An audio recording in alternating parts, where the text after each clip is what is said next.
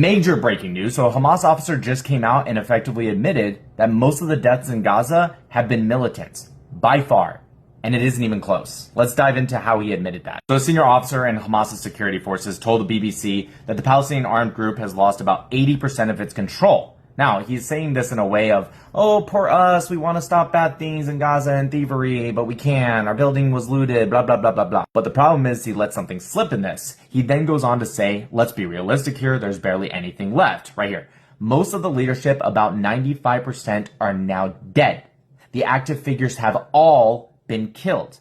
Now remember, prior to the war, Hamas had 30,000 to 40,000 members. Let's say 30,000 to be conservative here, okay? They then add 15,000 members during the war. Again, this report was actually in January, and some reports say it's closer to 20,000, but let's say 15,000. Okay, so that's 45,000 fighters.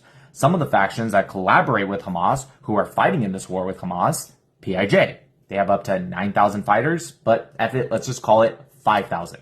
Okay, PFLP, their general command, we can round down. Say it's 1,000, PRC has up to 3,000, DFLP has 500, along with Fatah's Al-Aqsa Martyrs Brigades, who's mostly in the West Bank but active in Gaza, and many other factions. But let's combine all those last ones, all of them, and just say only 1,000 for all of them. Okay, again, super conservative here.